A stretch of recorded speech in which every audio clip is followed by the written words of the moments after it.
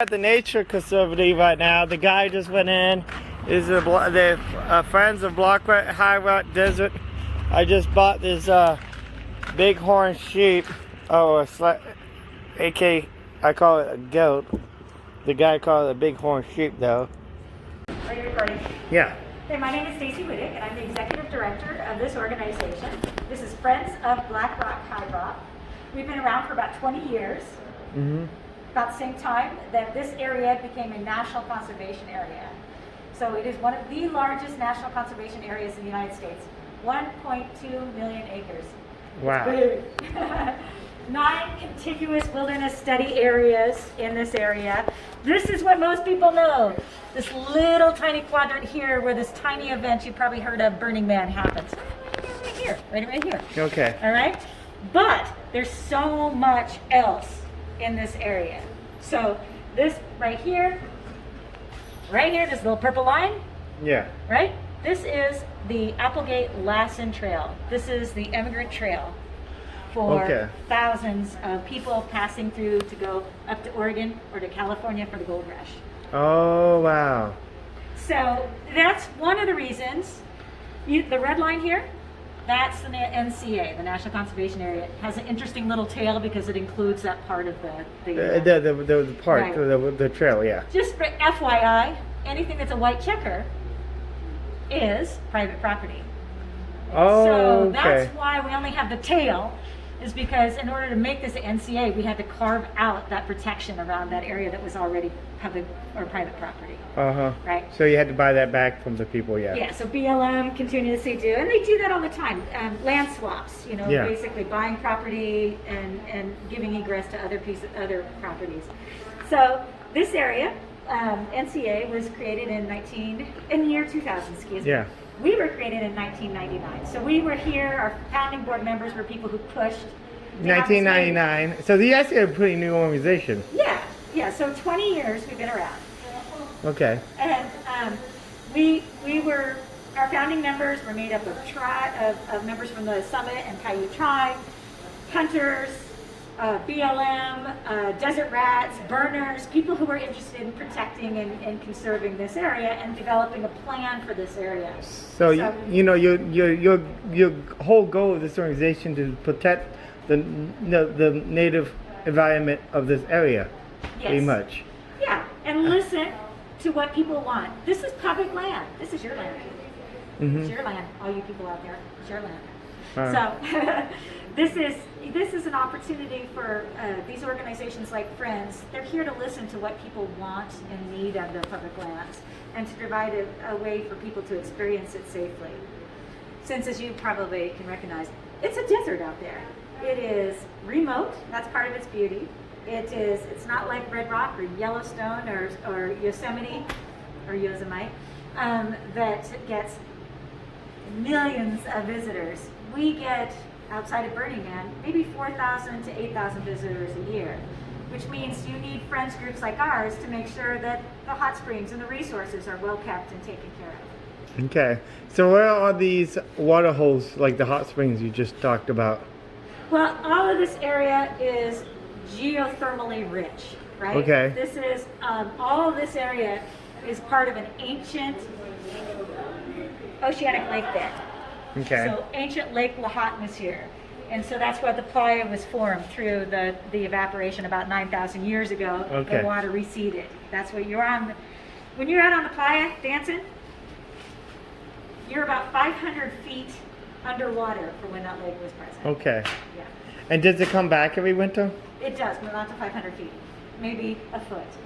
Okay, so it comes up a foot and then it sinks back down with evaporation and all that. So it's a really interesting little ecosystem that when the winter comes and there's water on the playa, you get things like these ancient fairy shrimp.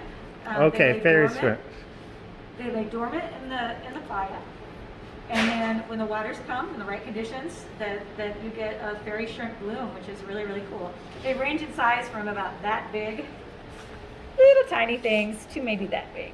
Okay. Some big ones. Oh, so they actually big shrimp.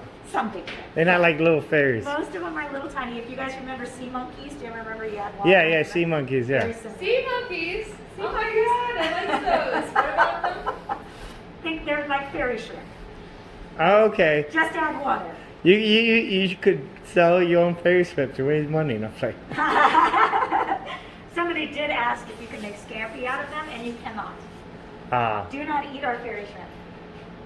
Oh, I thought you could, like, since you can dry it and it comes back to life, but does it work like that? No, I don't know. All right. You would tell me more about some of the programs you guys do here. Sure. So we run a number of programs each year. Conservation projects, and then just bringing people to the public lands and doing really cool and fun things. So one of the things we do, and near and dear to my heart, one I really love, is Perseids Meteor Shower Camp Out. Mm-hmm. So you're probably familiar with the concept of dark skies and light pollution, right? The more urban you are, the more light pollution you have, the less likely you are to be able to see the celestial bodies.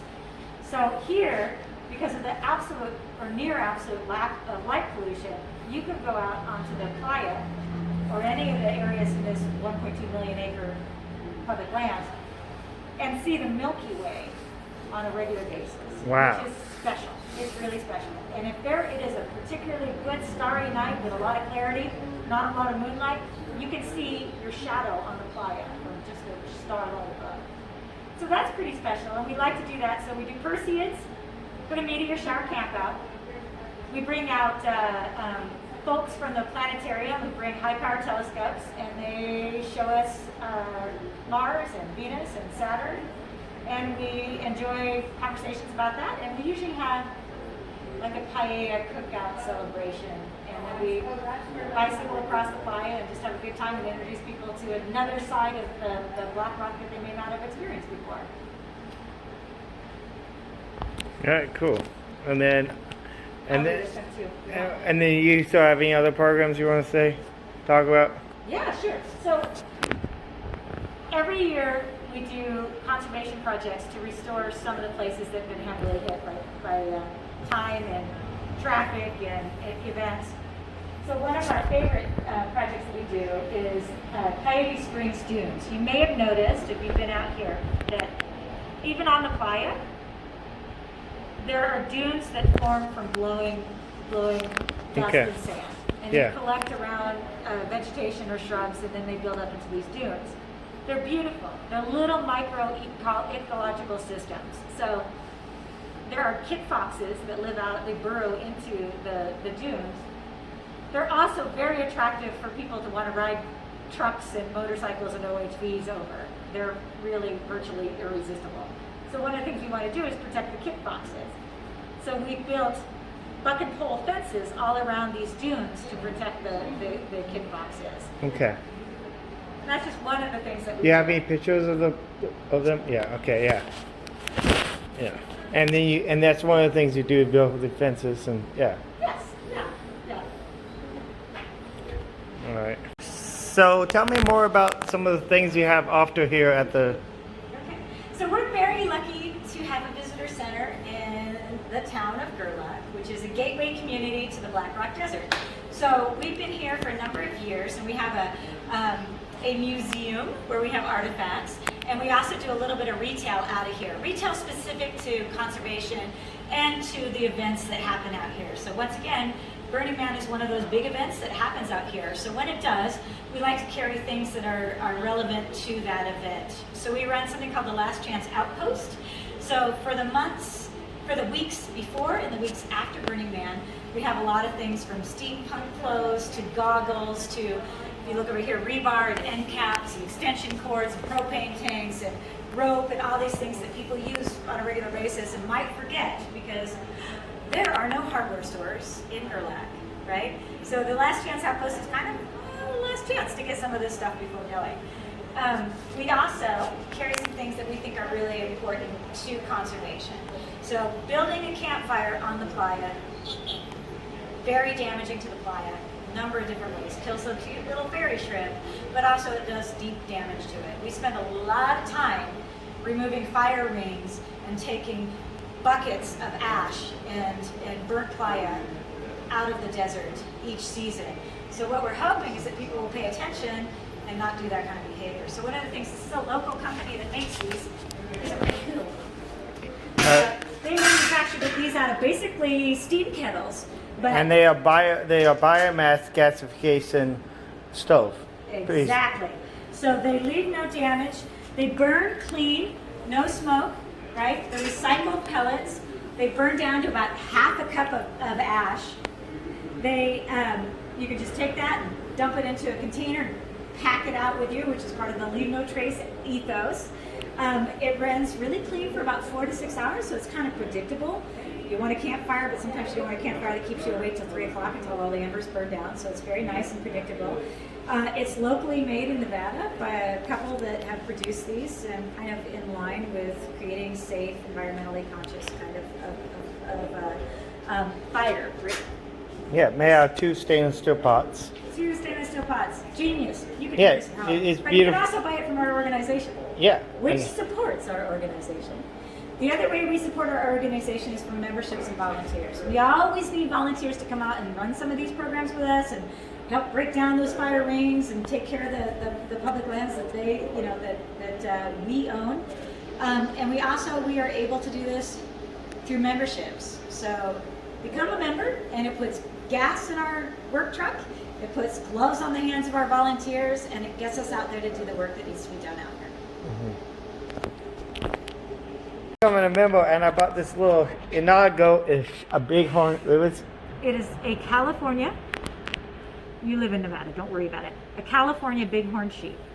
So they live out in the High Rock Canyon. Turn left onto Delaware Avenue, then turn left onto Dogwood Street. It just became a member, and I also bought this little goat.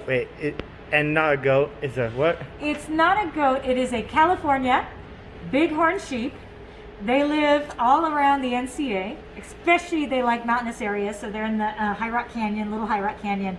But nicely enough, these were just reintroduced by a collaboration between National Parks, Fish and Wildlife, and Bureau of Land Management, and the tribes, Paiute Pyramid Lake tribes. They just reintroduced I'm not sure how many, I think there were 20 bighorn sheep back onto Pyramid Lake land after 100 years of them not being around it. So a really nice success story about rebalancing ecologies.